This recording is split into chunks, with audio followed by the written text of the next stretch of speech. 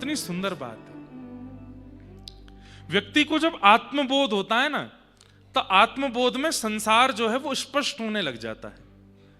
जब तक संसार स्पष्ट नहीं है तब तक आप ये समझ लीजिए कि आप संसारी ही हैं। जैसे स्पष्टीकरण होने लगता है संसार का स्पष्टीकरण दो तरीके से होता है। भगवान कहते हैं उद्धव से, कैसे?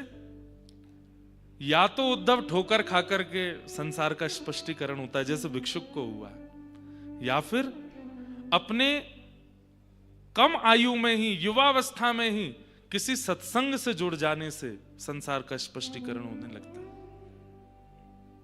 दो रूपों में ही संसार स्पष्ट होता है, और संसार का स्पष्ट होना बहुत जरूरी है अपने कल्याण के लिए। नहीं तो ये संसार कैसे कैसे मोड़, कैसी कैसी व्यवस्था अवस्था प्रकट कर दे आपके मेरे जीवन में, हम क्या जाने। तो आज भिक्षुक का संसार स्पष्ट हो गया। कैसे स्पष्ट हुआ? वो कहते हैं कि मुझे कोई व्यक्ति दुखी नहीं कर सकता। जो स्वयं दुखी है वो मुझे दुखी कैसे करेगा? संसार का हर व्यक्ति दुखी है, कोई व्यक्ति दुखी नहीं करता। ना कोई देवता मुझे दुखी करता है, ना कोई ग्रह मुझे दुखी करता है, ना मेरे कर्म मुझे दुखी कर रहे हैं, ना कोई काल मुझे दुखी कर रहा है। और दुख होने का कारण क्या है? मनः परम कारणमाम अनंति। मन वास्तव में सर्वम आत्मवशः सुखम, सर्वम परवशः दुखम। दुख और सुख ये हम निश्चित करते हैं, किसी व्यक्ति के करने से नहीं होता। सोचिए, आपको कोई डांट दे तो आपको बुरा लगता है, लेकिन जिससे आप बहुत प्रेम करते हो, जिससे आपका बहुत प्रेम है, प्रीति है, डांट क्या मार तक आ जाए तो भी आपको बुरा नहीं है। तुम चाहे जैसे रखो, हमको तुमसे प्रेम है, तुम्हारी किसी भी क्रिया से हमको बुरा नहीं लगेगा। कई बार हम लोग किसी के घर जाते हैं और सामने वाला हमसे पानी की भी ना पूछे तो हम मुंह फुला के बैठ जाते हैं। बताओ, हमसे पानी भी नहीं पूछा, लेकिन कोई अत्यंत प्रेमी, अत्यंत जिसके प्रति हमारा सुहृद है, अत्यंत भाव है, अत्यंत समर्पित है, वो व्यक्ति अगर हमसे पानी की ना पूछे तो हमको बुरा नहीं लगता। वही एक क्रिया किसी अन्य के यहां हो जाए तो बुरा लगता है, और जिससे आपका बहुत स्नेह उसके यहां हो जाए तो बुरा नहीं लगता। क्यों? हमारे मन ने निश्चित कर लिया है, इसकी इस क्रिया से मुझे बुरा लगेगा, इसकी इस क्रिया से मुझे अच्छा लगेगा। वही बात यहां भिक्षुक कह रहे हैं कि सुख दुख है ही नहीं, मन ने विचार कर लिया वही सुख है, मन ने विचार कर लिया वही दुख है। और हम दोष मन को नहीं दे सकते, इसलिए सबको देते रहते हैं। इसके कारण दुखी है, इसके कारण दुखी है, इसने दुख दे रखा है, मेरा तो समय खराब चल रहा है, देवता दुखी कर रहे हैं, मेरे तो ग्रह काल दुखी कर रहे हैं, मेरी तो पत्नी दुखी कर रही है। लेकिन यहां पर भिक्षुक कह रहे हैं, और भिक्षुक नहीं, भगवान कृष्ण सुना रहे हैं उद्धव को, मनः परम कारणमामनन्ति। मन ही कारण है। उद्धव, सत्संग क्या करता है? बोले मन को समत्व बना देता है, सम कर देता है। फिर ना किसी की क्रिया से बुरा लगता है और ना किसी की क्रिया से बहुत अच्छा लगता है। ना सम्मान मिलने से कोई फूलता है और ना अपमान होने से कोई दुखी होता है। इस मन का निर्माण सत्संग कर देता है, और जब इस मन का निर्माण सत्संग कर देता है, फिर संसार में रहने में सुख मिलता है। फिर संसार ही वैकुंठ बन जाता है, संसार में हर व्यक्ति ही भगवान बन जाता है, और फिर वो व्यक्ति अपना आत्म कल्याण निश्चित रूप से कर लेता है। इसलिए सत्संग के द्वारा मन का निर्माण करो। उद्धव सुन रहा है, और सुनते सुनते श्री उद्धव जी महाराज एक प्रश्न करते हैं, प्रभु, मैंने कहा ना ये कृष्ण अर्जुन संवाद नहीं है, ये कृष्ण उद्धव संवाद है। और संवाद का मतलब होता है बगल में बैठे हैं दोनों, और जैसे कोई मित्र मित्र बात करते हैं ऐसे। उद्धव का अगला प्रश्न इतना अच्छा लगा मेरे को। उद्धव क्या कहते हैं? ठाकुर जी, बोले जी, आप भगवान हैं, आप परमात्मा हैं, आप ईश्वर हैं। मानव का कल्याण हो चाहे ना हो, इससे आपको इतनी चिंता क्यों रहती है? मुझे यह बताइए। क्या पूछ रहे हैं उद्धव?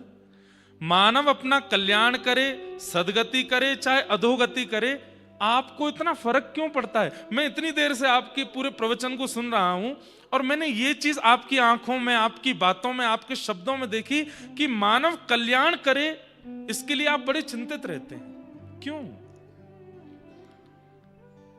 खरबों अरबों लोग हैं संसार में और उसके बाद भी पशु भी हैं, पक्षी भी हैं, मछलियां भी हैं, सब हैं, सब आपसे ही प्रकट हुए, पर मानवों की इतनी चिंता आपको क्यों रहती है? और ये मानव जो कि इतना दुष्ट है, सारे गलत काम करता है, जिनके आप मना करते हो वो सब करता है, फिर भी आपको इसकी इतनी चिंता क्यों होती है? कितना अच्छा प्रश्न है ना। आपको मानव कल्याण से क्या मिलेगा? आप तो फिर भी परमात्मा हो, और मानव कल्याण नहीं होगा तो भी परमात्मा हो। आपको कुछ मिलना तो है नहीं, तो फिर आपको इतनी चिंता क्यों? होने दीजिए ना अधोगति इंसान की। ठाकुर जी बोले नहीं उद्धव। श्री भगवान उवाच, भगवान कह रहे हैं क्या कि मन लक्षणमिमं कायं लब्ध्वा मद्धर्म आस्थितः आनंदम परमात्मानम् आत्मस्थं समुपैति मां। ठाकुर जी कह रहे हैं उद्धव,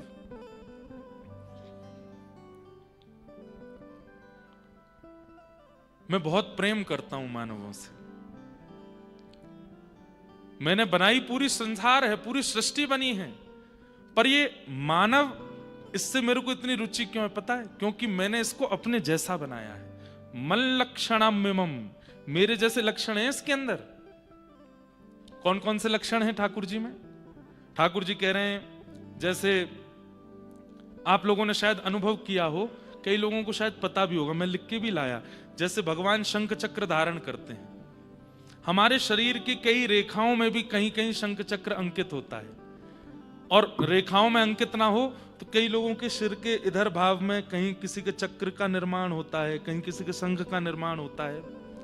तो जिस प्रकार ठाकुर जी शंख चक्र युक्त हैं, मानव की भी शंख चक्र उसके अंग पर होते हैं। इससे ये बात प्रमाणित होती है, जैसे चित्रकार चित्र बना करके नीचे अपना नाम लिख देता है या अपनी कोई डिजाइन बना देता है कि ये मेरा है, ऐसे ही भगवान के लक्षणों से युक्त हैं हम।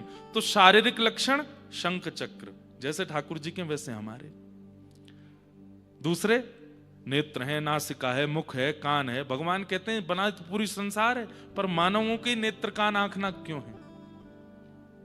जो प्रिय होता है उसको ही तो अपने जैसा बनाया जाता है। मैंने अपने जैसा बनाया। अब बात करो तुम स्वभाव की, तो मेरा स्वभाव कैसा है? शांताकारम, मैं शांत रहता हूं। मानव का भी स्वभाव शांत है। किसी भी व्यक्ति को हल्ला प्रिय नहीं होता, किसी भी मानव को बहुत शोर प्रिय नहीं होता। चाहे शोरों में रहने वाले मानव भी हों, वो भी लौट करके एक दिन शांति को प्राप्त करना चाहते हैं। एक बात बताएं, गीता में भगवान कहते हैं व्यक्ति सुख के लिए भाग रहा है, लेकिन ये गलत है। सुख उसका डेस्टिनेशन नहीं है, तो शांति है। सुख क्या है?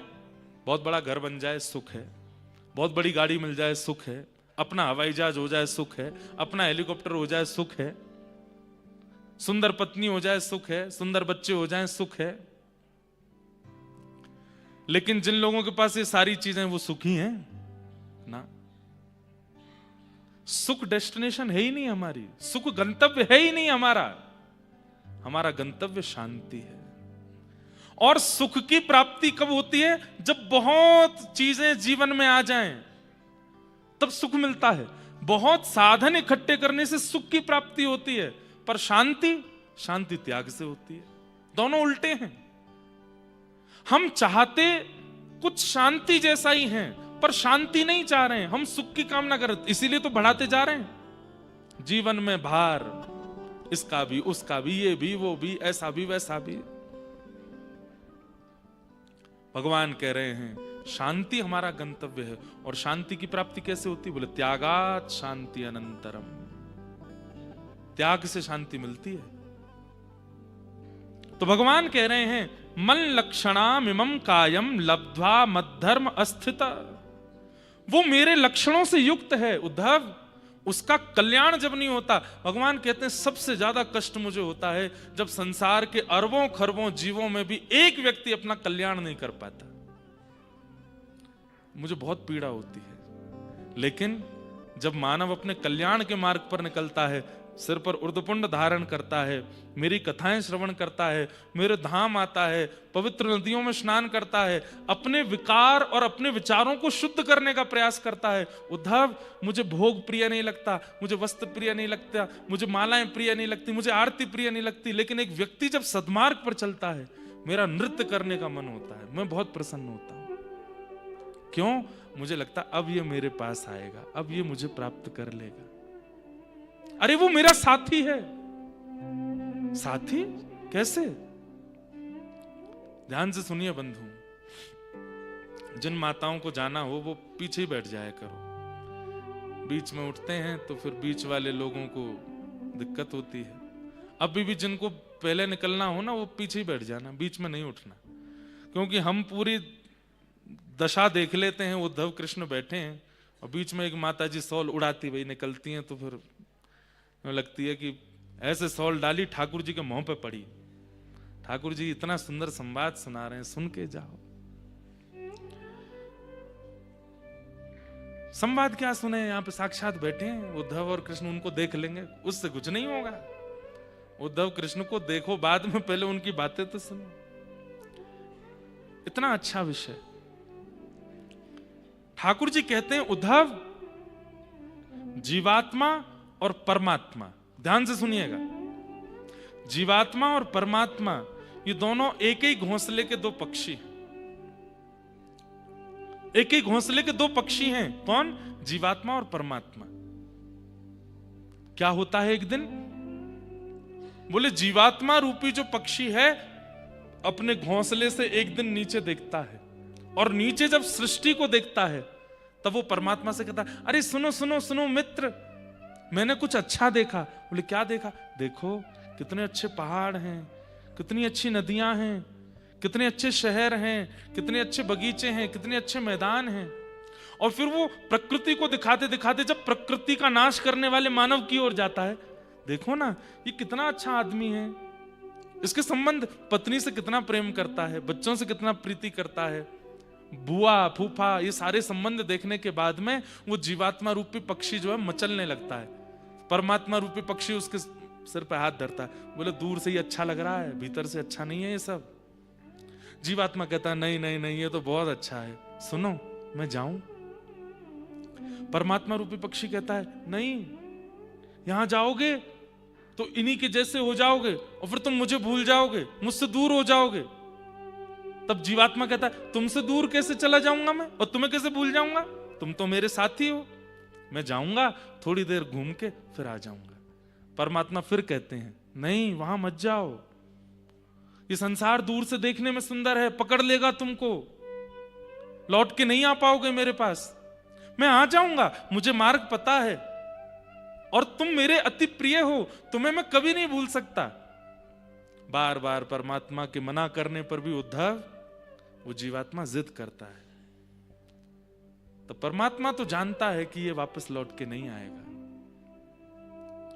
जाते जाते कह देता है बीच बीच में थोड़ा संदेशा भेजते रहना मेरे पास, मुझे तुम मत भूल जा। परमात्मा बोले मेरी चिंता मत कर, मैं तुझे नहीं भूलूंगा, अपनी चिंता कर। वो चला जाता है।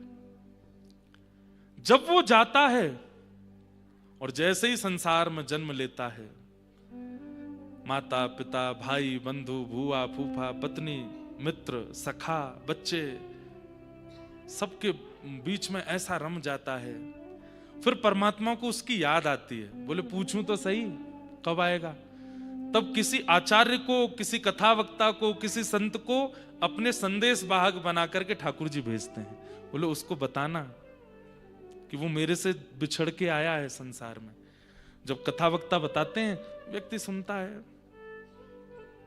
दक्षिणा लेने के लिए कुछ भी बोलते हैं, हमारा कोई संबंध नहीं परमात्मा से, हम तो दूर के हैं, हमारे तो ये हैं, ये बैठे हैं बगल में, ये है बगल में लिपस्टिक लगा के बैठी है जो, ये हैं बच्चे जो टोपा पहन के बैठे हैं आगे, वो थोड़ा ही है हमारा, वो तो बहुत दूर है हमसे। बीच में कई संदेश ठाकुर जी आचार्यों के रूप में भेजते हैं, लेकिन फिर भी जीवात्मा चेतता नहीं। ठाकुर जी कहते हैं, उद्धव उस समय मुझे इतनी पीड़ा होती है कि मेरी कथाएं सुनने के बाद भी, मेरे धाम में आने के बाद भी, मैं मेरे संदेश वाहक आचार्यों से सुनने के बाद भी वो दोबारा संसार में ही रहता है, मेरे पत्रों को और मेरे संदेशों को अनदेखा कर देता है।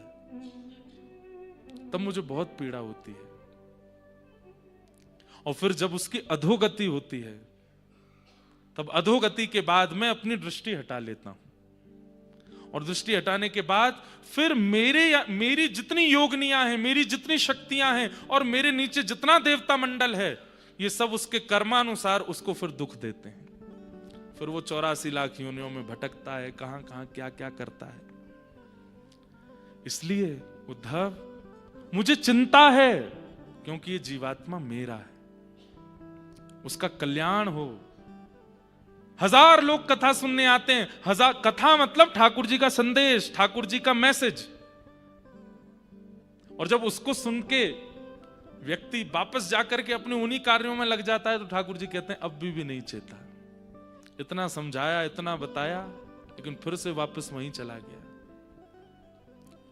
इसलिए उद्धव, तुम जो ये कह रहे हो कि मैं परमात्मा हूं, मैं ईश्वर हूं, जीवात्मा अपना कल्याण करे ना करे, मुझे इससे क्या चिंता? मुझे चिंता है, क्योंकि वो मेरा अंश है। जिस प्रकार एक पुत्र पिता को पुत्र की चिंता होती है, जिस प्रकार एक मां को अपने पुत्र की, मुझे भी चिंता होती है प्रत्येक जीवात्मा की, कि वो अपना कल्याण करे। वो कैसे भी करे, उसका कल्याण क्या है? मुझे प्राप्त कर ले बस। और वो मुझे प्राप्त नहीं कर पाता, तो उससे मुझे बहुत पीड़ा होती है। बंधुओं, ठाकुर जी के लक्षणों से युक्त हैं हम। संसार विकार युक्त है। ये संसार क्या करता है? उन लक्षणों को नष्ट करने का प्रयास करता है जो ठाकुर जी से मिले हैं हमें। सबसे बड़ा लक्षण हमारे अंदर क्या है? प्रेम। ठाकुर जी के अंदर भी वही लक्षण है प्रेम का, और हमारे अंदर भी वही लक्षण है प्रेम का, लेकिन उस प्रेम लक्षण से हम बिल्कुल परे हो जाते हैं। उद्धव कहता है, प्रभु तो फिर मानव कल्याण में सबसे बड़ी बाधा क्या है, ये बताइए। अब तो मैंने ये पूछ लिया कि आपको चिंता क्यों होती है कि मानव अपना कल्याण करे, आपको उससे सुख मिलता है क्योंकि वो आपका है, लेकिन मानव के कल्याण में सबसे बड़ी बाधा क्या है? मुझे पता है काम बाधा है, क्रोध बाधा है, दोष, ये सारे दोष बाधा बनते हैं, पर मैं आपसे पूछना चाहता हूं, इस संसार में मानव कल्याण में सबसे बड़ी बाधा क्या है, जिससे वो अपने कल्याण से वंचित हो जाता है? तब भगवान कहते हैं,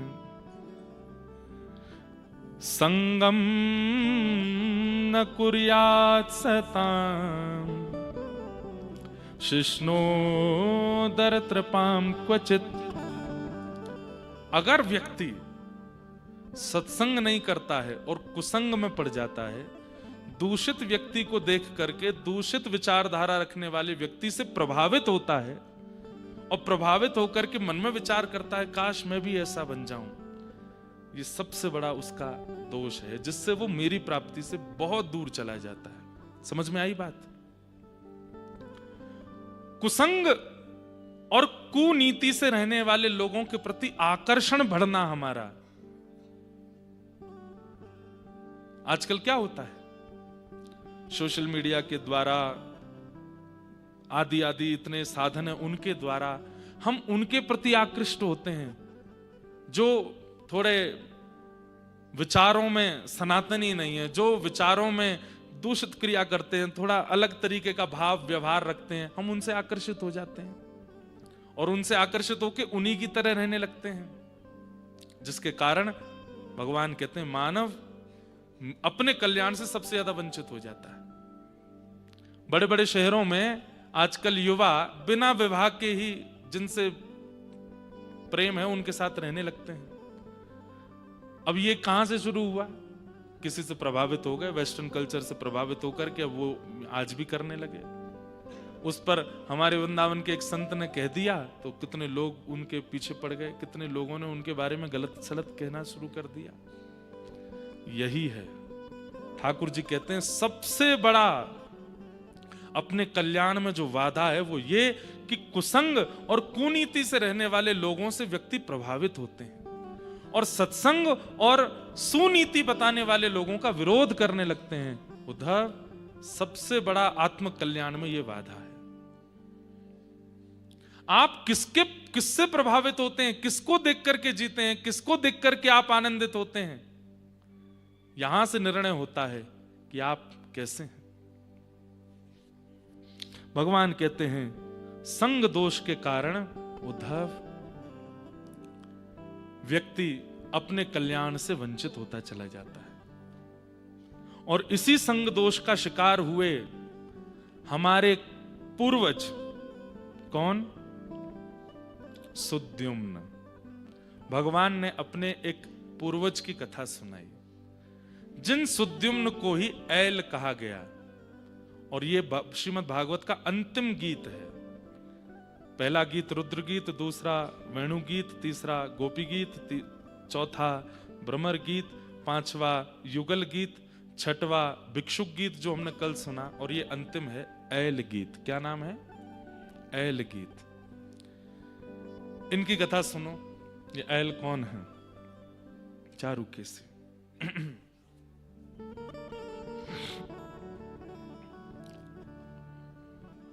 सूर्यवंश में एक राजा हुए, उनका नाम था सत्यव्रत। भगवान कृष्ण सुना रहे हैं उद्धव को संग से क्या प्रभाव पड़ता है हमारे जीवन पर। सुनो उद्धव, सूर्यवंश के एक राजा थे, उनका नाम था सत्यव्रत। ये सत्यव्रत राजा, इन्होंने मत्स्यावतार का दर्शन किया था, मत्स्य भगवान का दर्शन किया था। सत्यव्रत राजा की कोई संतान नहीं थी, तब इन्होंने वशिष्ठ ऋषि से कहा कि आप पुत्र कामेष्ठी यज्ञ कर दीजिए ताकि हमारे संतान हो। बहुत ध्यान से सुनिएगा, सब लोग इधर देख के सुनो, बहुत सुंदर कथा है। और चंद्रवंश का प्रारंभ, मतलब भगवान के वंश का, यदुवंश का प्रारंभ भी इसी कथा से ही होता है। तो भगवान कहते हैं उद्धव, सत्यव्रत राजा ने एक बार वशिष्ठ ऋषि से कहा कि हमारे यहां संतान हो, इसके लिए आप एक यज्ञ कीजिए। तब वशिष्ठ जी ने पुत्र कामेष्ठी यज्ञ किया। उस यज्ञ में सत्यव्रत राजा इतने ध्यानस्थ हो गए कि वशिष्ठ जी ने मध्य यज्ञ में पूछा, पुत्र की कामना है कि पुत्री की? तो राजा तो उत्तर दे नहीं पाए। बगल में बैठी रानी ने कहा, मुझे लाली चाहिए, मुझे पुत्री चाहिए। और वशिष्ठ ऋषि बोले ठीक है, और उन्होंने उसी प्रकार के मंत्रों का उच्चारण किया कि इनके घर एक पुत्री का जन्म हो। यज्ञ समाप्त हुआ, राजा का ध्यान खुला। उन्हें तो पता ही नहीं था कि यज्ञ के बीच में पत्नी ने पुत्री की कामना की है। वे तो यही विचार करके बैठे थे कि पुत्र होगा। कुछ महीने बीत जाने के बाद जब रानी के गर्भ से पुत्री ने जन्म लिया तो राजा दुखी नहीं हुए, लेकिन मन में सोचने लगे, जब पुत्र कामेष्ठी यज्ञ कराया था और ये कहकर के कराया था कि वंशवर्धन हो, तो फिर पुत्री क्यों हुई? उस पुत्री का नाम रखा गया इला। क्या नाम रखा? इला। वशिष्ठ ऋषि आए आशीष देने, भाई संतान हुई है। खूब आशीर्वाद दिया, खूब सब कुछ। राजा ने बैठ करके बड़े संकोच में चरणों में प्रणाम करते हुए कहा, ऋषिवर आप अगर क्रोधित ना हो तो एक बात पूछूं? बोले पूछिए। हमारे यहाँ यज्ञ हुआ था और यज्ञ में मैंने पुत्र की कामना रखी थी, पुत्री क्यों हुई? मुझे पुत्री से कोई दोष नहीं, बहुत सुखी हूं मैं कि मैं एक पुत्री का पिता बना हूं, कन्यादान का मुझे अवसर मिलेगा, पर मैं एक पुत्र पहले चाहता था। वशिष्ठ ऋषि बोले, इसमें मेरा कोई दोष नहीं है। मैंने बीच यज्ञ में तुम्हारी पत्नी से पूछा था। विराजो भैया, विराज जाओ, बैठ जाओ।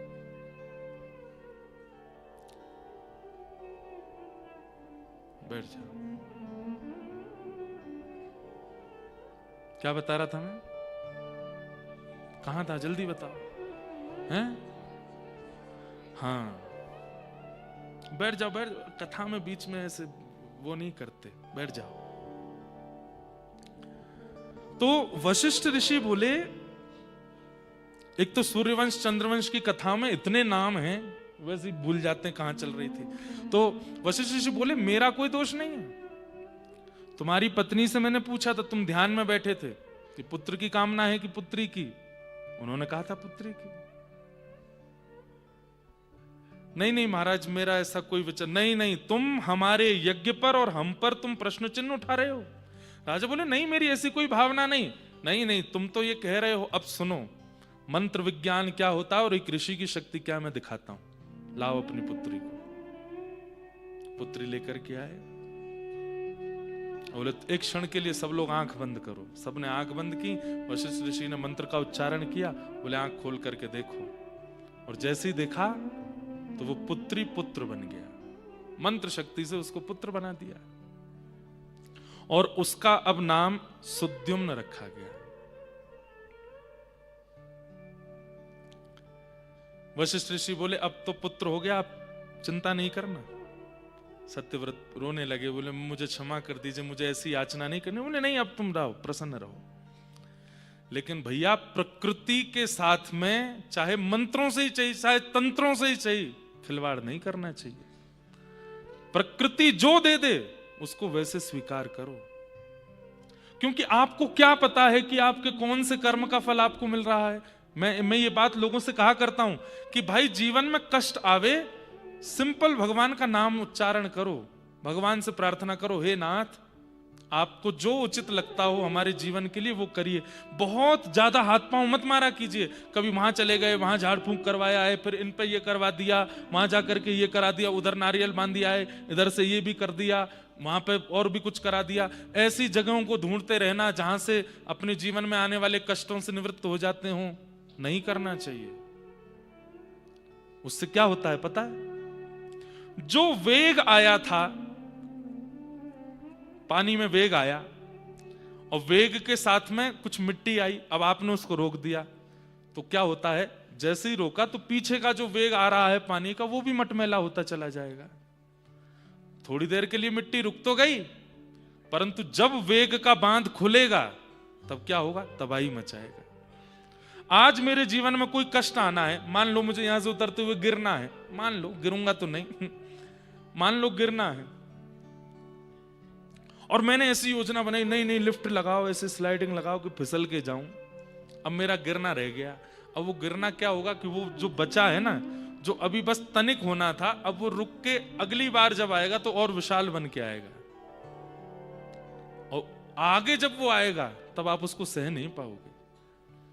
इसलिए प्रकृति जो दे, चाहे वो कष्ट ही क्यों ना हो, उसको उस समय स्वीकार करना चाहिए। ज्यादा हाथ पैर नहीं बांधने चाहिए, ठाकुर जी से सीधी सरल प्रार्थना करनी चाहिए और अपने कर्मों के प्रति, कर्तव्यों के प्रति निष्ठा रख के करते रहना चाहिए। कुछ ना कुछ बस वो कर्म करके उससे निवृत्त होइए। इस प्रकार के मेरे से बोलना नहीं आ रहा है, इस प्रकार की क्रियाएं करके मत निकलने का प्रयास कीजिए, क्योंकि उतनी देर के लिए तो वो कष्ट रुक जाएगा, लेकिन जब वो दोबारा आएगा, आएगा जरूर, और जब वो दोबारा आएगा तब सह नहीं पाओगे। वही हुआ। सत्यव्रत राजा ने अपनी पुत्री को पुत्र बनवा दिया। प्रकृति ने पुत्र दिया है, अब तुम उसको पुत्र बनवाओगे, तो नाम पड़ गया उसका सुद्युम्न।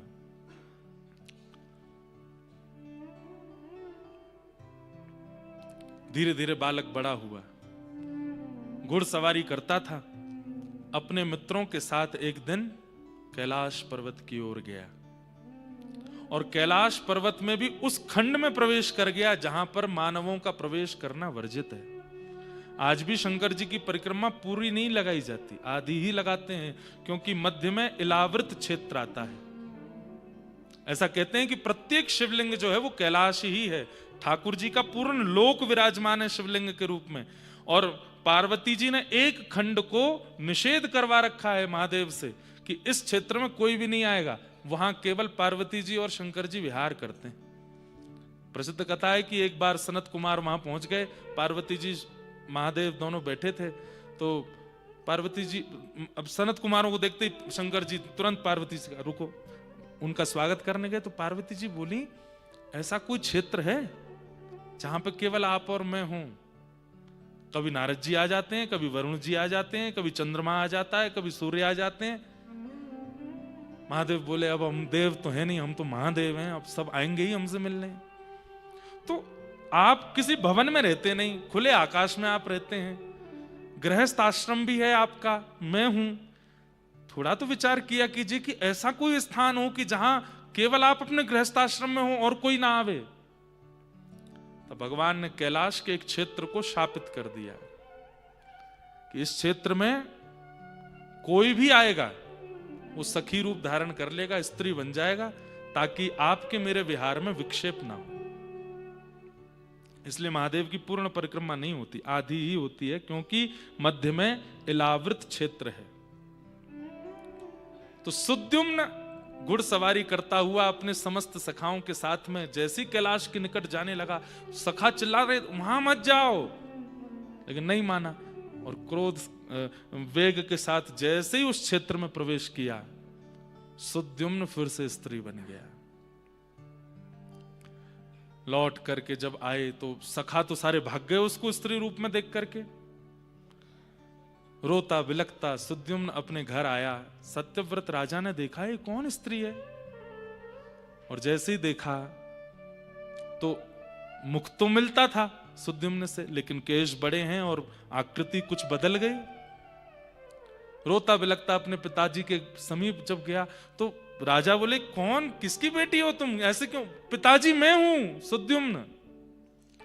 देख करके सत्यव्रत रोने लगे। उनकी पत्नी रुदन करने, ये क्या हो गया, तुम स्त्री कैसे बन गए? पूरी बात बताई। भगवान कहते हैं कि हमारे पूर्वज सुद्युम्न, इनका फिर से नाम इला रख दिया, जो इनका बचपन में नाम था, क्योंकि पहले स्त्री थे, इसलिए उस क्षेत्र को इलावृत क्षेत्र कहते हैं, इला नाम रख दिया। और एक घटना और घटी बीच में, क्या? जब ये स्त्री बन गए थे तब चंद्रमा के पुत्र बुध, उन्होंने जब इनको देखा तो इनसे उनका स्नेह हो गया, और स्नेह के चलते उन्होंने इनसे विवाह भी कर लिया। और फिर इला के गर्भ से जो बालक उत्पन्न हुए वो चंद्रवंश कहलाया गया, वहीं से चंद्रवंश प्रारंभ हुआ।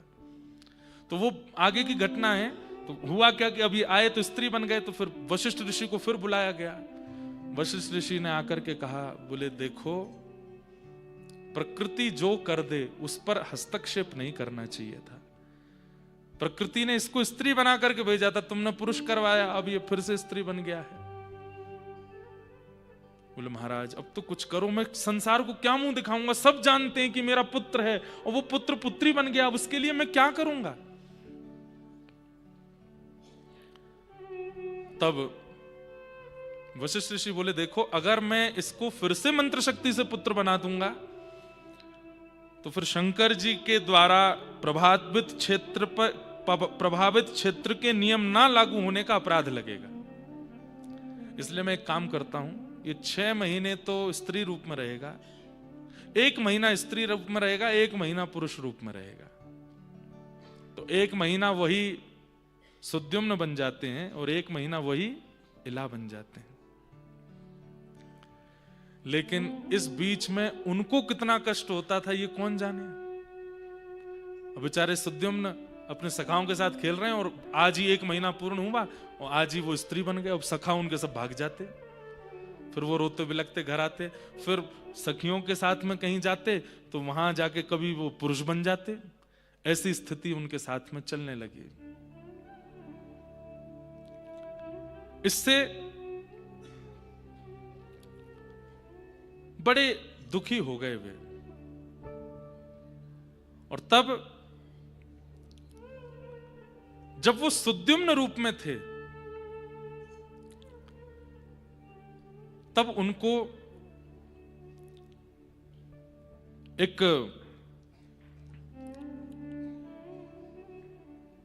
संतान की प्राप्ति हुई, जिनको आगे ऐल कहा गया, क्योंकि इला से जो पुत्र जन्मे थे वही चंद्रवंश के प्रथम थे, इसलिए उनका नाम ऐल पड़ा। तो यहां सुद्युम्न जो थे ये तो विरक्त हो गए, विरक्त होकर के बस अब स्त्री पुरुष बार बार बनने पर इनको बहुत कष्ट होने लगा और ये निकल पड़े। लेकिन इनके ही इला रूप में जब बुध के द्वारा इनके पुत्र हुए, उनको ऐल कहा गया। भगवान कहते हैं वो हमारे वंशज थे। बोले ऐल इतने सुंदर थे, इतने सुंदर थे, चंद्रवंश के प्रथम राजा। और राजा कैसे थे? बोले जहां तक सूर्य की किरण जाती थी वहां तक उनका प्रभाव होता था। उन ऐल के गुण को नारद जी ने जाकर के सुनाया, कहां? स्वर्ग में। बोले भाई आंखें इतनी सुंदर हैं, नासिका इतनी सुंदर है, होठ इतने सुंदर हैं, केश इतने सुंदर हैं, सब कुछ इतना सुंदर है। उनकी सुंदरता का वखान सुनते सुनते स्वर्ग की एक अप्सरा जिसका नाम है उर्वशी, जिसका प्रादुर्भाव स्थान भी बद्रीनाथ है, भगवान की जंघा से उरु से प्रकट हुई है, इसलिए उसका नाम उर्वशी है। कहते हैं इतनी सुंदर है, उर्वशी की उपासना बताते हैं भागवत में, अगर कोई करे तो उसको सुंदरता प्राप्त हो जाती है, या सुंदर जीवन साथी मिल जाता है, या सुंदर बालक मिलते हैं। उर्वशी की उपासना, ये नारायण पर्वत के बगल में चरण पादुका है, उसके बगल वाला जो पर्वत है वो उर्वशी पर्वत है। तो उर्वशी ने जब सुना इतना सुंदर एक प्राणी है, उसका नाम ऐल है, तो उर्वशी का मन आ गया कि मैं उनसे विवाह करूं। उर्वशी के लिए सब व्याकुल रहते हैं, वो उर्वशी व्याकुल हो गई जिसके लिए। पृथ्वी पर जब उर्वशी आई और उसने ऐल को देखा तो वास्तव में ठाकुर जी कहते हैं उद्धव, एक प्रकार से तुम ये समझ लो जैसे मेरा रूप है, जैसे मेरा सौंदर्य है, ऐसे ही हमारे पूर्वज ऐल थे। उनसे उर्वशी को प्रेम हो गया और उर्वशी ने प्रार्थना की, मैं जीवन भर आपकी दासी बन के रहूंगी, जीवन भर आपकी शरणागति रहूंगी, मैं स्वर्ग का त्याग कर दूंगी, मुझसे विवाह कर लीजिए। तब हमारे पूर्वज ऐल ने मन बनाया और उर्वशी के साथ में विवाह किया। धीरे धीरे हमारे पूर्वज जो ऐल थे, आप लोग समझ रहे हैं ना कथा, बोले उर्वशी का प्रेम तो घटता गया और ऐल का प्रेम बढ़ता गया उर्वशी के प्रति। विवाह के बाद में उर्वशी का प्रीति तो थोड़ी थोड़ी घटती चली गई, लेकिन ऐल दिन प्रतिदिन अब उनको प्रेम उर्वशी से होने लगा। उर्वशी एक अप्सरा है उद्धव, उनको कोई एक व्यक्ति प्रिय नहीं होता।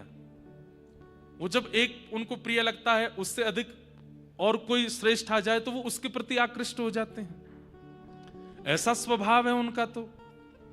और उनसे अब प्रीति करने लगे हैं हमारे पूर्वज ऐल। यही हुआ संग दोष के कारण हमारे एक कुल के प्रारंभकर्ता ऐल के साथ में जो घटना हुई वो मैं तुम्हें सुना रहा हूं। उनके संतान भी हो गई, उनके बालक भी हो गए, गृहस्थाश्रम आगे बढ़ने लगा। एक दिन अब उर्वशी का भी मन भरने लगा था ऐल से, और यहां इंद्र ने भी कहा कि भाई हमारी स्वर्ग की शोभा उर्वशी कहां है। तब सबने बताया उनका तो विवाह हो गया, वो तो ऐल के साथ में पृथ्वी पर विचार विहार करती हैं। इंद्र ने कहा उनको तुरंत कहो कि स्वर्ग का आधा आधिपत्य दे दूंगा, उनको वापस स्वर्ग आ जाएं। गंधर्वों ने आकर के उर्वशी से कहा इंद्र महाराज याद कर रहे हैं और वो कह रहे हैं कि आपको आधा आधिपत्य दे देंगे, आप चलो। उर्वशी ने एक बार भी विचार नहीं किया कि मेरे संतान भी हैं, मेरे पति भी हैं, मेरा कुल खानदान आगे बढ़ चुका है। और उसी समय ऐल का परित्याग करके उर्वशी वहां से जाने लगी।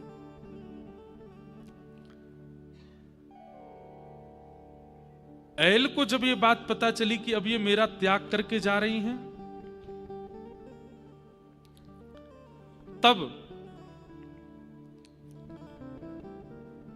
एल ने उनके आगे खूब हाथ जोड़े, तुम जैसे कहोगे मैं वैसे रहूंगा, हमारा कुल खानदान वैसे ही चलेगा, देखो कितने सुंदर हमारे बालक हैं, तुम क्यों जा रही हो वापस, और तुम्हें जाना ही था तो तुम आई क्यों थी, मैंने तो नहीं कहा था कि मुझसे विवाह करो, तुमने आकर के प्रस्ताव दिया, और आज जब सब कुछ बढ़िया चल रहा है तो तुम जा रही हो। लेकिन उर्वशी ने एक बार भी उनकी ओर नहीं देखा और बस एक ही रट लगाई कि मैं तो स्वर्ग जाऊंगी, मैं स्वर्ग की हूं, मैं धरती की नहीं हूं, मुझे वहीं रहना है। कहते हैं प्रार्थना करते करते रुदन करने लगे, और रुदन करते करते अंतिम स्थिति में आकर के जब चरण पकड़ लिए कि मत जाओ मुझे छोड़ करके, तब कहते हैं उर्वशी ने अपना पैर हटा लिया झटका देके, और एल महाराज को छोड़ करके वो चली गई। तब एल कहने लगे, अहो में मोह विस्तार काम कश्मल चेतस, दिव्याग्रहीत कंठस्य नायुः खंडाय में स्मृता। तब एल महाराज को अपने ऊपर ग्लानि हुई, जब उर्वशी ने उनको झटक दिया और बिना पीछे मुड़े देखे चलती चली गई। तब एल महाराज अपने मन में विचार करने लगे, अरे मेरे मन, तू कितना काम आसक्त हो गया एक जीव के प्रति कि तू उसके सामने हाथ जोड़ रहा है, चरण पकड़ रहा है, रुदन कर रहा है, हर प्रकार की भावना प्रस्तुत कर रहा है, और वो तुझे दुत्कार करके झटकार करके जा रहा है। इतनी प्रीति, इतना प्रेम, इतना ममत्व और इतनी आसक्ति अगर जीवन बनाने वाले से की होती तो आज वे प्राप्त हो गए होते। आज अपना संपूर्ण जीवन, अपना संपूर्ण सौंदर्य, अपना संपूर्ण ऐश्वर्य नौछावर किया मैंने इसके ऊपर, और ये आज मुझे ऐसे दुत्कार करके जा रही है। यहां पर स्पष्ट शब्द लिखा है, योन्वगच्छं स्त्रियं यान्ति खरवत्पाद ताड़ितः, खरवत्पाद ताड़ितः, अपने पैर से ताड़ना करते हुए उर्वशी चली गई। एल महाराज कहते हैं बहुत अच्छा हुआ। बोले संसार का विषय दो चीजों से निकलेगा चित्त से। कब? बोले या तो सत्संगी व्यक्ति अपने सत्संग के द्वारा उस विषय को दूर कर दे, या फिर वो विषय ही आपको दुत्कार दे, फटकार दे या त्याग दे, तो ही आपका त्याग हो सकता है। अब तो एल महाराज प्रार्थना करने लगे, धन्य भाग्य है, धन्य भाग्य है, धन्यवाद है हे उर्वशी जो तुमने मेरा त्याग किया, मुझे संसार की सत्यता का अनुभव तो हुआ। खरवत पाड़ ताड़ित। गोस्वामी तुलसीदास जी महाराज भी ऐसे ही तुलसीदास बने। वहां पर इतना दुत्कारा तो नहीं गया, कथा तो सबको पता ही है कि गोस्वामी जी पीछे पीछे पहुंच गए थे, अपनी ससुराल में जाकर के पत्नी से ही कहने लगे तुम क्यों छोड़ के चली आई। उसने कह दिया इतना प्रेम राम से किया होता तो राम जी मिल गए होते। अस्थि चर्ममये देह यादृशी प्रीति वर्तते, तदृशी यदि रामस्या भव भीम तमाम तरे। अस्थि, चर्म, त्वचा, मांस से बने हुए शरीर से तुमने इतना प्रेम किया, रत्नावती कहती है, इतनी प्रीति यदि आनंद कंद राम से की होती तो आज मिल गए होते आपको। खरवत पाड़ ताड़िता, मतलब एक प्रकार से उन्होंने भी ताड़ा और उसी दिन गोस्वामी तुलसीदास जी प्रकट हो गए।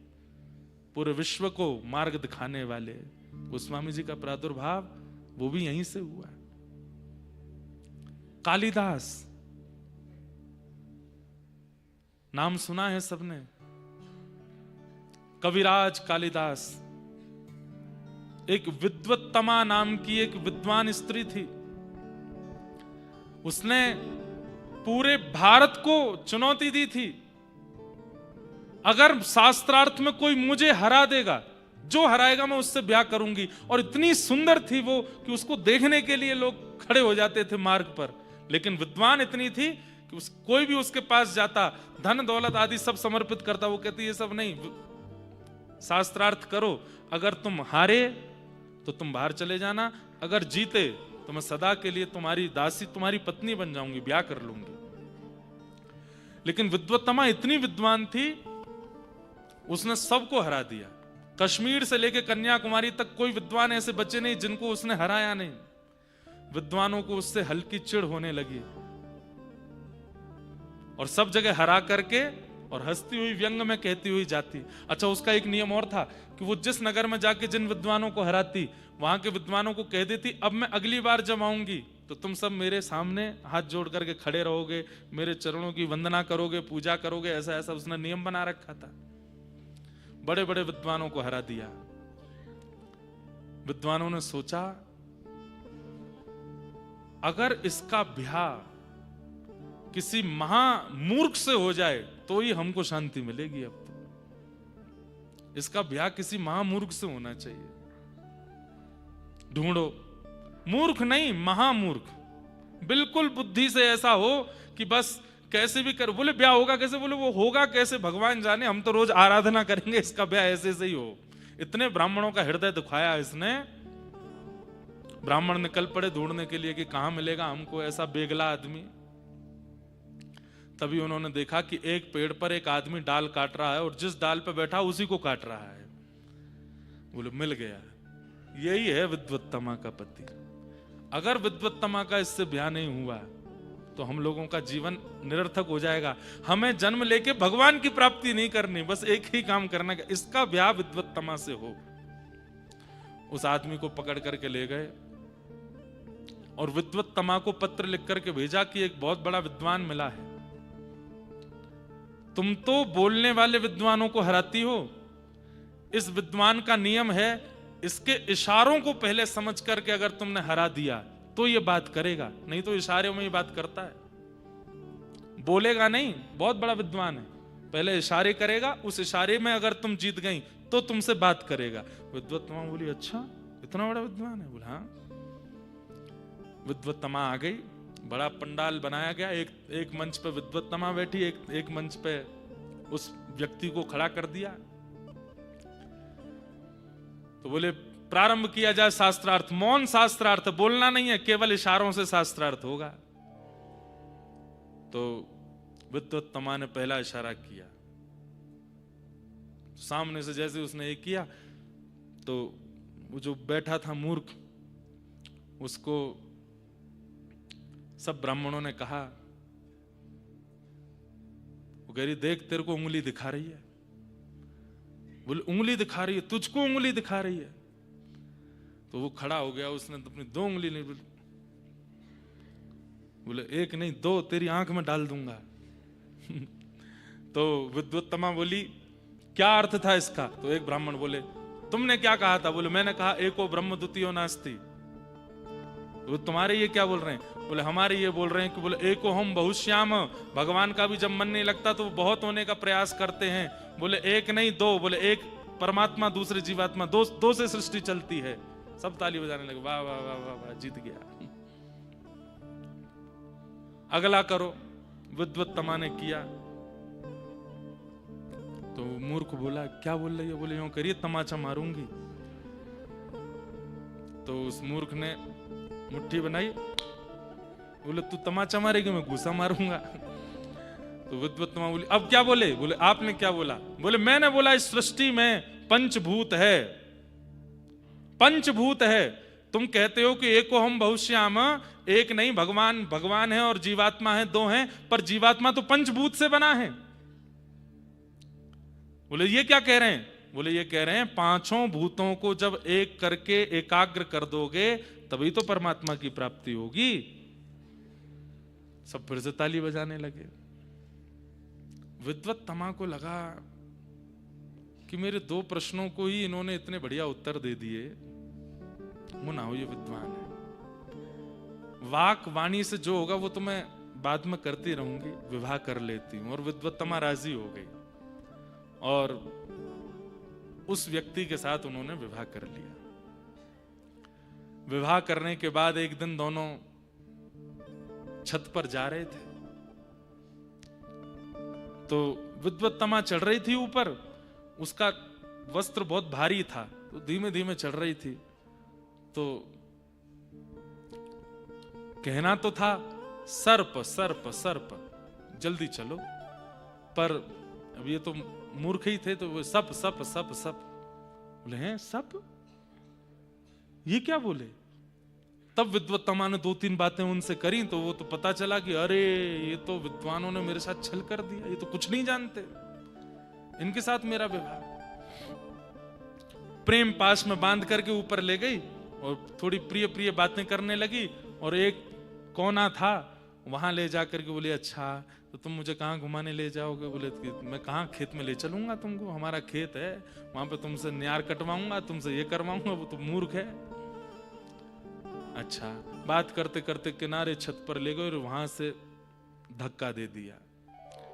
जैसे ही नीचे गिरे तो नीचे काली का मंदिर था, आकर के गिरे तो जीव का अग्रभाग थोड़ा सा दांत के आगे आया और वो कट गया, मुख से रक्त निकलने लगा। एक जीव को अपने सामने ऐसे पड़ा देख और रक्त रंजित देख मां काली स्वयं को रोक नहीं पाई। सहसोच्चाट देवी भद्रकाली प्रकट हो गई, और प्रकट होकर के बोली, वरदान मांगो, क्या चाहिए? तो कहना तो चाहते थे कि विद्वत्तमा ने मुझको घेरा, विद्वत्तमा, लेकिन जीव कटी होने के कारण विद्वत्तमा स्पष्ट ना निकल करके विद्या दे मां प्रकट हुआ। काली ने हस्त फेर दिया और पूरे विश्व को कालिदास प्राप्त हो गए। वही कालिदास बने।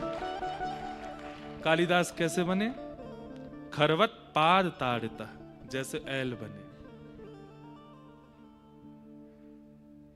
इसमें आप लोग अर्थ में ये मत लगा लीजिएगा कि जब पत्नी ताड़ना करे तो ही बनेंगे हम कुछ, ऐसा अर्थ नहीं है।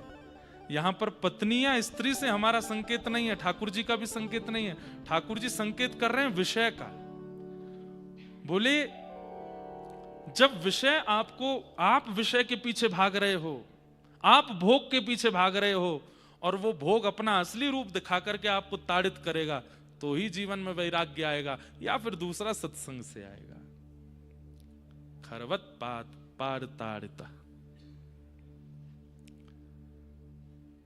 अब तो महाराज वो कालिदास बन गए। विद्या देमा कहा तो काली मैया ने हाथ फेर दिया।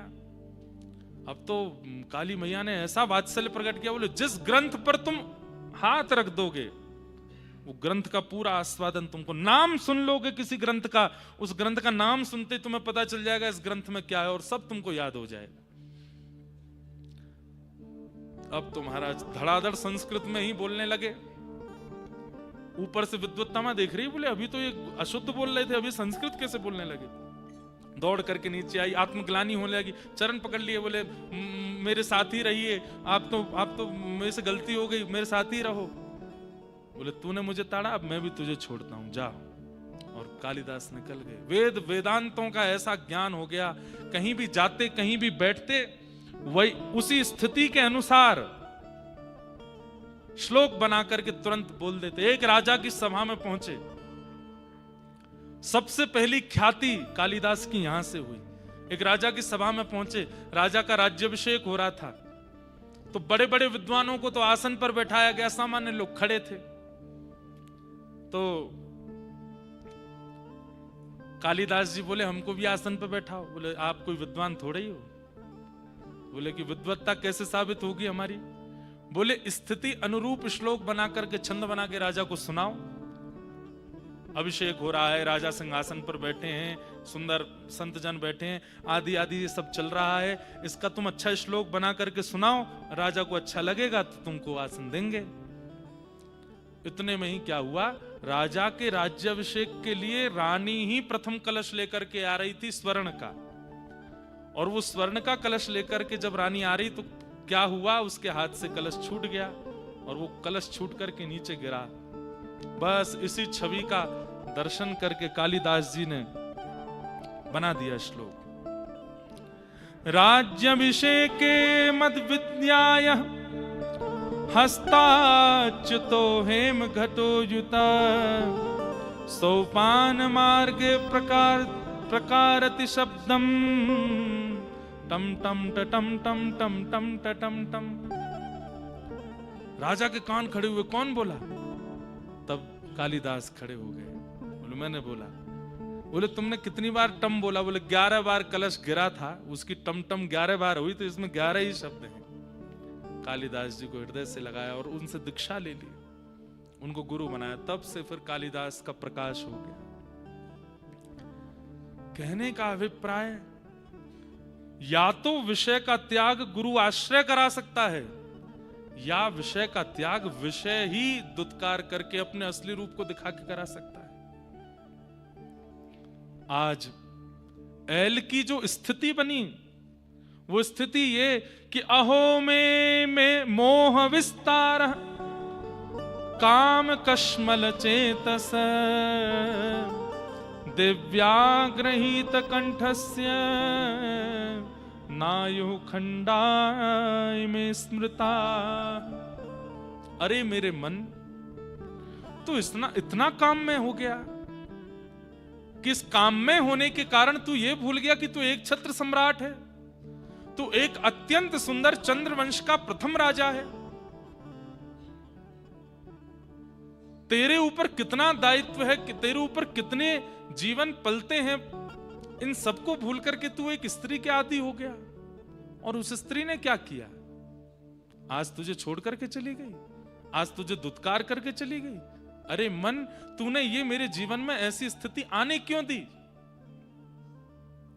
अपने मन को कोसते हुए वही एल गीत गाने लगे, और एल गीत गाते गाते कहने लगे, अरे उर्वशी, तुम मेरी गुरु हो, क्यों? अगर तुमने मुझे नहीं दुत्कारा होता, तुमने मेरे साथ ऐसा व्यवहार नहीं किया होता, तो आज मैं परम सत्य को जान नहीं पाता। अब मेरे सामने स्पष्ट है कि इस संसार में कोई हमारा नहीं है, कोई अपना नहीं है। बिन गोपाल को नहीं अपनो, जासों की रति रही है, मन पंछी उड़ जाई है जादन, मन पंछी उड़ जाई है। सूरदास जी का ये पद बहुत सत्य बताता है। मन पंछी उड़ जाई है जादन, मन पंछी उड़ जाई है। गाइए, मन पंछी उड़ जाई है जादन, मन पंछी उड़ जाई है। तादिन तेरे तन तरुवर के, तादिन तेरे तन तरुवर के, तादिन तेरे तन तरुवर के, तादिन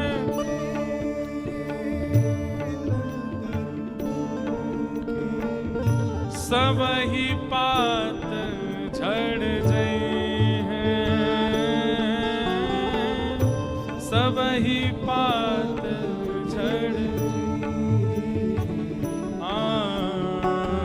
मन पंछी उड़ जाई है जादन, मन पंछी उड़ ओ जादन, मन पंछी उड़ जाई है जादन, मन पंछी उड़ जाई। सूरदास जी कहते हैं,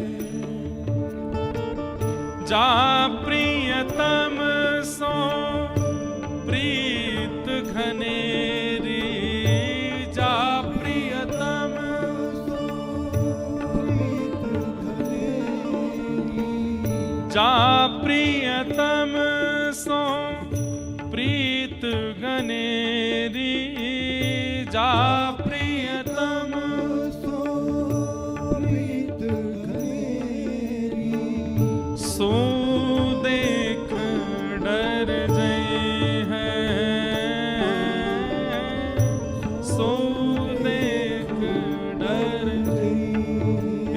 सुंदर बात कह रहे हैं, जिससे आपको बहुत प्रीति थी, एक दिन उसकी वास्तविकता जान करके आपको भी उससे डर लगने लगेगा, उससे भय लगने लगेगा, उससे दूर रहने की इच्छा होने लगेगी। जा प्रिय तमसों प्रीति घनेरी सो देख डर जई हैं। अरे आप किसी से अति प्रेम करते हो, यदि वो व्यक्ति अपने प्राण त्याग दे, प्राण त्यागने पर आप इतना विरह करोगे, इतना विरह करोगे कि रो रो करके आपका मुखमंडल व्याकुल हो जाएगा। लेकिन अगर मृत्यु के बाद आपका प्रियतम आपको दिखने लगा, तो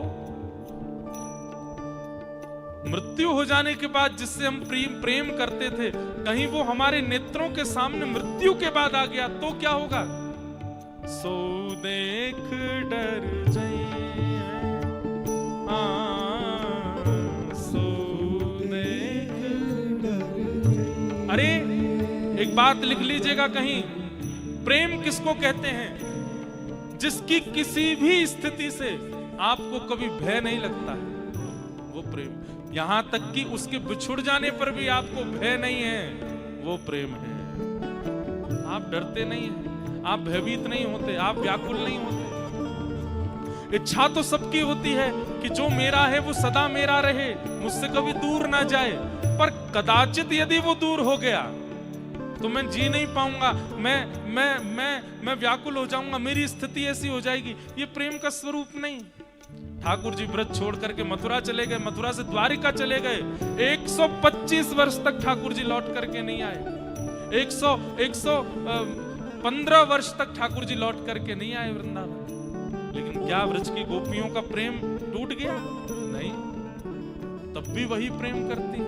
और एक और बात, नारद भक्ति सूत्र में श्री नारद जी महाराज कहते हैं 115 वर्ष ठाकुर जी को गए हुए हो गए, लेकिन आज भी गोपियां ठाकुर जी को दोष नहीं देती हैं। आज भी अपने प्रेम का दोष, अपने बिछुड़ जाने का दोष ठाकुर जी को नहीं देती। किसी ने कहा, अरे गोपियां, ठाकुर जी तो चले गए, तुम व्याकुल हो, बहुत पीड़ा होती होगी, बहुत कष्ट होता होगा। गोपियां कहती थी, जब श्री कृष्ण वृंदावन में थे तब नेत्रों को दिखाई देते थे, कानों को सुनाई देते थे, हाथों को स्पर्श होते थे, पर जब से श्री कृष्ण वृंदावन से गए, अब तो रोम रोम हुई मैं तो कृष्णमयी रे। अब तो प्रत्येक रोम कृष्ण का स्मरण करता है। प्रेम और बढ़ गया है। प्रेम विरह नहीं देता, प्रेम विरह तो देता है, पर प्रेम डराता नहीं है, प्रेम भयभीत नहीं करता। जिस प्रेमी की किसी स्थिति से डर लगता है, वो प्रेम नहीं हो सकता। सूरदास जी कह रहे हैं, जा प्रियतम सो प्रीति घनेरी सो देख डर जाई है।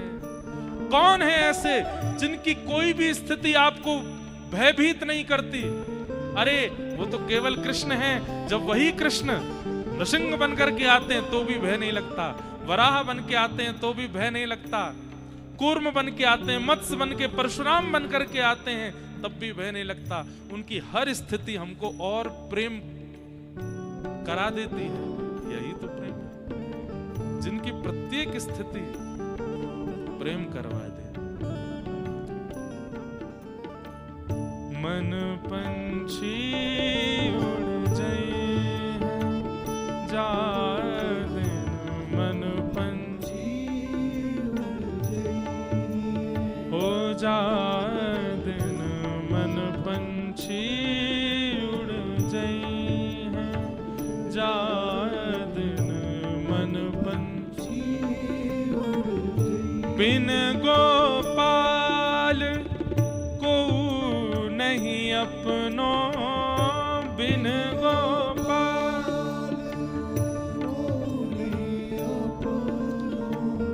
बिन गोपाल को नहीं अपनो, बिन गोपाल जासों की रति रही है, जासों की जा दिन मन पंछी उड़ जाए, जा दिन मन पंछी उड़ हो जा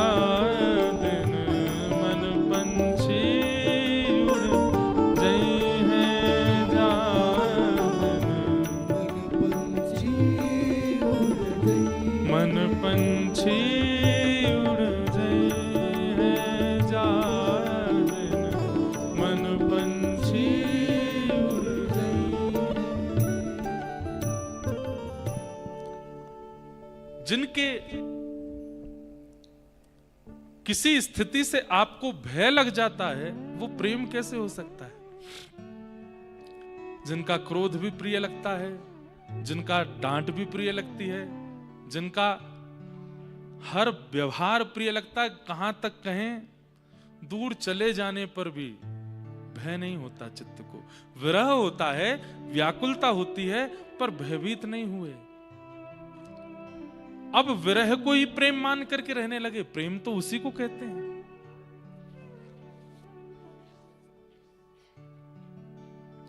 जैसा व्रज के लोगों का है, लेकिन जिसका बिछुड़ जाना व्याकुल कर देता है, जिसका बिछुड़ जाना पागल सा कर देता है, जिसका बिछुड़ जाना ऐसी स्थिति में ला देता है कि बस अब प्राण त्यागने हैं और कुछ नहीं,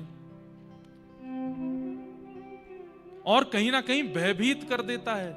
हाथ पांव जोड़ रहे हैं, चरणों में गिर रहे हैं, रो रहे हैं कि बस तुम जाओ ना।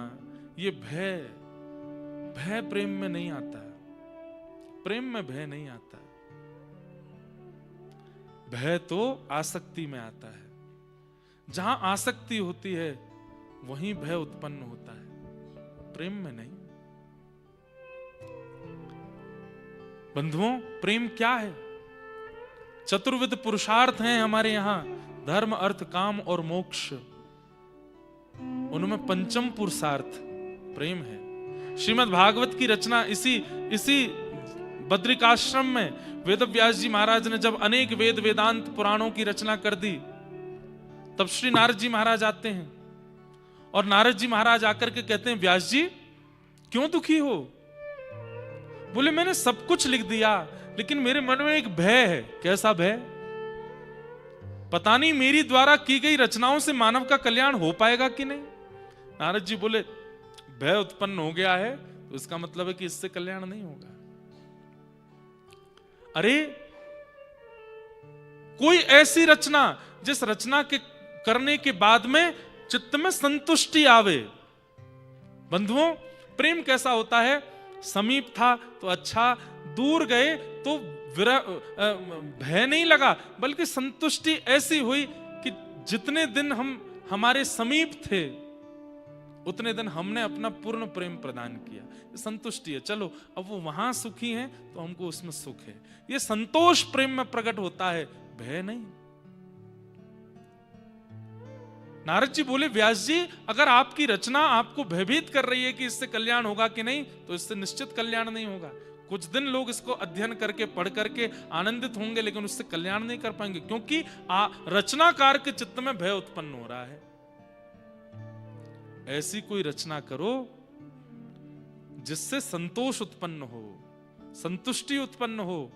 और संतुष्टि उत्पन्न तभी होगी जब आप अपनी रचना में प्रेम का पुट लगाएंगे। धर्म अर्थ काम मोक्ष चतुर्विध पुरुषार्थ से युक्त आपने अनेक ग्रंथ लिखे हैं। अब एक ऐसे ग्रंथ का निर्माण करो जिसमें ना धर्म है, ना अर्थ है, ना काम है, ना मोक्ष है, केवल प्रेम है। केवल प्रेम। ज्ञान बताइए, धर्म बताइए, अर्थ बताइए, मोक्ष बताइए, पर लौट करके प्रेम पर आ जाइए। ऐसे ग्रंथ का निर्माण कीजिए, आपको संतुष्टि होगी।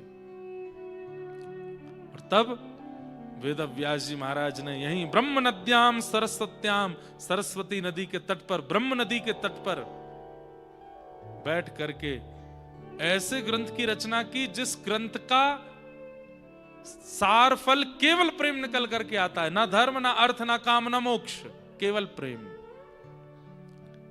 और अब की बार जब रचना की तब श्रीमद् भागवत का निर्माण हुआ। और भागवत जी लिखने के बाद में वेदव्यास जी महाराज की कैसी संतुष्टि!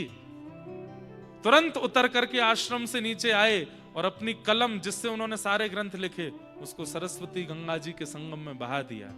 बोले अब इसके बाद कुछ लिखना श्रेष्ठ नहीं रह गया, मैंने सब कुछ लिख दिया। अब जो मैंने लिखा है इससे मानव का कल्याण निश्चित होगा। कोई पढ़े ना पढ़े मुझे चिंता नहीं है, पर मुझे अपनी रचना से बहुत संतुष्टि है कि मैंने कुछ लिखा। वही है श्रीमद् भागवत। इसलिए वेद अनेक हैं, पुराण अनेक हैं, महापुराण अनेक हैं, पर श्रीमद् भागवत के लिए स्वयं बद्री विशाल भगवान कहते हैं, ये ग्रंथ नहीं, किताब नहीं, पोथी नहीं, मैं हूं। मेरा ही स्वरूप है। प्रत्येक अक्षर में मेरे रोम विद्यमान है। क्यों? प्रेम से ओतप्रोत है। प्रेम, प्रेम की अनेक परिभाषाएं हैं बंधुओं। उनमें से एक परिभाषा यह भी है कि प्रेम भय को प्रकट नहीं करता, प्रेम निर्भीक बनाता है, भयभीत नहीं करता। और भले ही उसमें वियोग का ही क्यों ना पुट लग रहा हो, प्रेमी का दूर जाना ही क्यों ना हो, उसमें भी भय नहीं होता। व्याकुलता होती है, विरह होता है, पर भय नहीं। संतुष्टि रहेगी हमेशा चित्त में, वो प्रेम है। आज ऐल कह रहे हैं कि मैंने एक विषयासक्त होकर के एक व्यक्ति का संग किया और आज प्रतिफल में, प्रत्युत्तर में मुझे जो भय प्राप्त हुआ, इस भय ने आकर के ये स्पष्ट कर दिया ये प्रेम नहीं था, ये केवल आसक्ति थी। प्रेम, बंधुओं, श्रीमद् भागवत श्रवण और श्रीमद् भागवत का फलादेश केवल प्रेम है। कथा सुनने के बाद आप ज्ञानी बन रहे हो तो आपने कथा नहीं सुनी, कथा सुनने के बाद आप विरक्त बन रहे हो तो आपने कथा नहीं सुनी, कथा सुनने के बाद आप भक्त बन रहे हो तो भी कथा नहीं सुनी, कथा सुनने के बाद आप प्रेमी बन गए तब समझो कि आप कथा सुने हैं। गोस्वामी तुलसीदास जी प्रेमी हैं, सूरदास जी प्रेमी हैं, मीराबाई प्रेमी हैं, नारद जी प्रेमी हैं, ये सब प्रेम के अधीन है।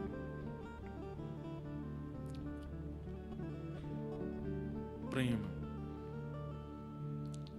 तो इस प्रकार ऐल कहते हैं कि कभी कभी विषय में पढ़ना भी आवश्यक है। क्यों? क्योंकि विषय भी गुरु है और विषय जीवन में आकर के बता देता है संसार की नश्वरता, नीरसता।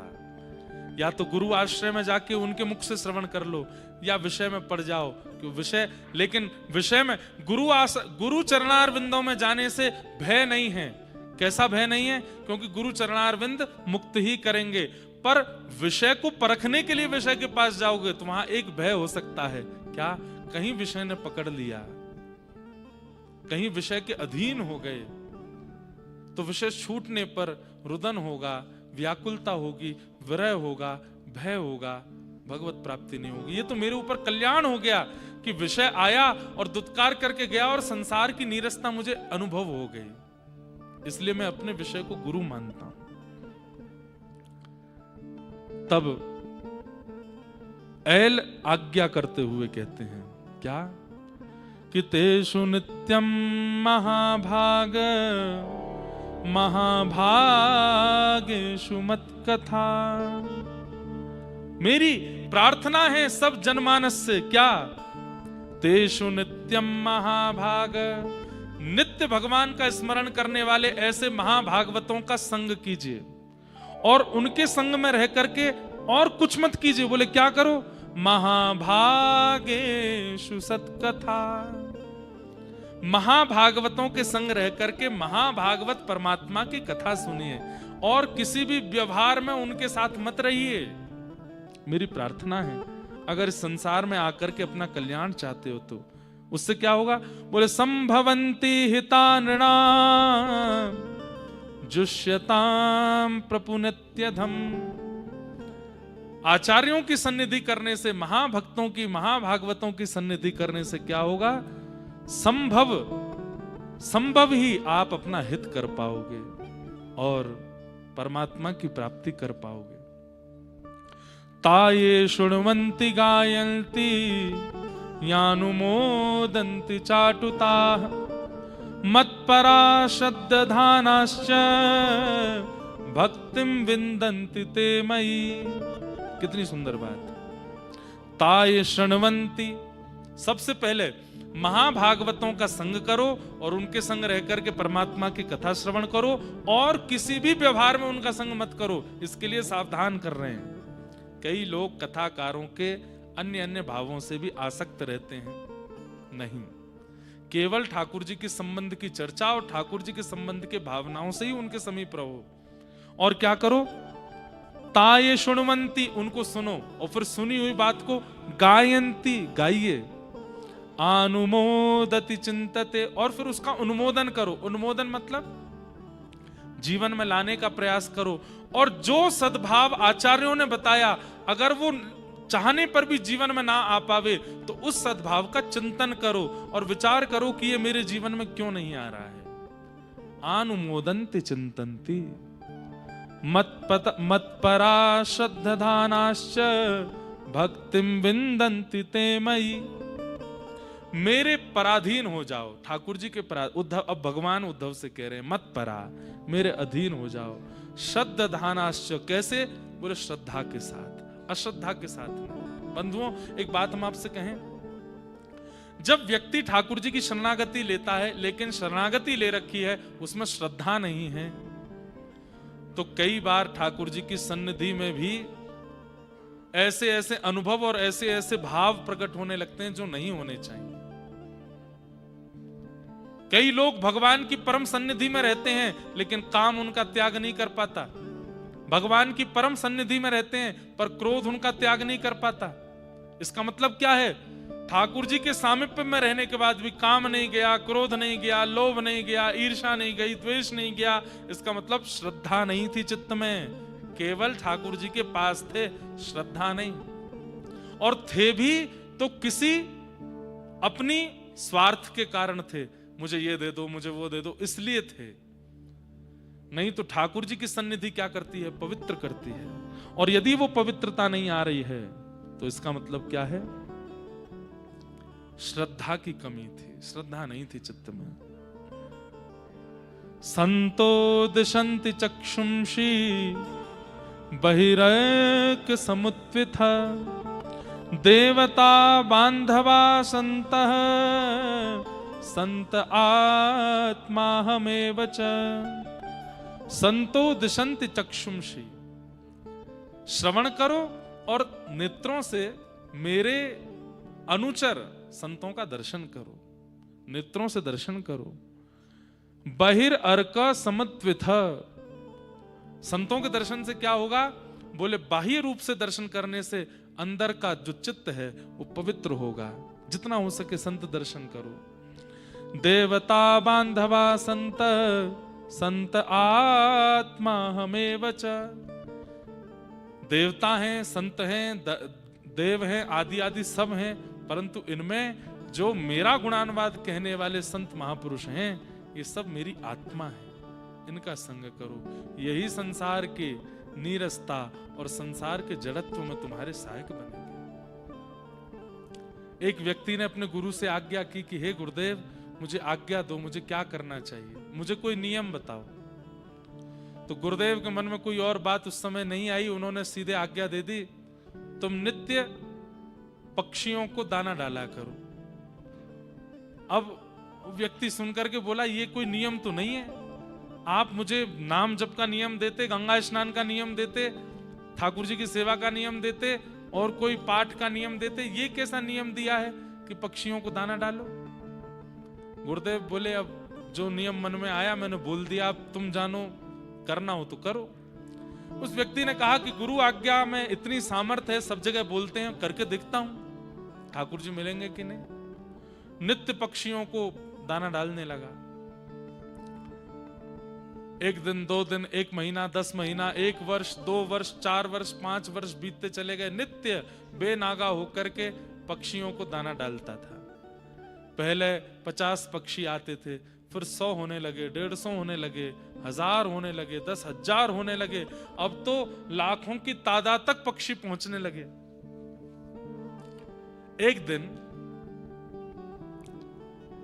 श्री वृंदावन में प्रिया जी ठाकुर जी से कहती हैं कि नित्य विहार को समय है गयो है, मेरो मन है कि आज यमुना जी में हंस विहार को दर्शन करूं, हंस विहार करें। तो वृंदावन नित्य हमको जैसा दिखता है, उसके अलावा वृंदावन अंदरूनी रूप से प्रिया प्रियतम की लीला आज भी वहां चलती है। आज भी ठाकुर जी कुछ ना कुछ योजना बनाते हैं। तो ठाकुर जी बोले अब हंस कहां ते बुलाऊं, हंस तो मोकू मान सरोवर तो बुलवाने पड़ेंगे। बोले बुलवाओ। हंसों को आज्ञा करी, तुरंत वृंदावन आओ, यमुना विहार में श्री श्री जी को दर्शन करना है। हंस, उनको संकेत प्राप्त हुआ, कैलाश मानसरोवर से हंस उड़ करके वृंदावन की ओर जा रहे थे। और तभी वो नीचे देखते हुए जा रहे थे कि एक जगह असंख्य पक्षी दाना चुग रहे हैं।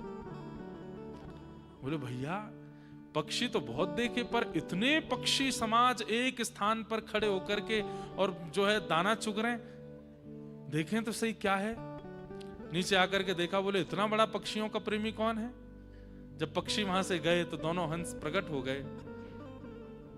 उसने प्रणाम किया, बोले कि महाराज आप इतने सुंदर, इतने आकर्षक लग रहे हैं, आप कौन हैं। बोले हम मानसरोवर के हंस हैं। बोले अरे मैंने तो सुना मानसरोवर में उनके दर्शन नहीं होते, आप मेरे घर पर आ गए दर्शन देने। अरे मैंने तो अपने आचार्य के से कहा था कि आप मुझे नियम दीजिए ताकि मुझे भगवत प्राप्ति हो। चलो भगवत प्राप्ति तो नहीं हुई, पर आज हंस दर्शन तो हो गए। हंस बोले तुम पक्षियों को दाना किस भाव से खिलाते हो। बोले कि मेरे आचार्य ने आज्ञा की कि इससे तुमको भगवत दर्शन होंगे। अच्छा, तुम भगवत दर्शन की भावना से गुरु आज्ञा मान के पक्षियों की सेवा करते। बोले जी। हंस प्रसन्न हो गए, बोले तुमने अपने गुरु के प्रति इतनी निष्ठा रखी, इतना भाव रखा,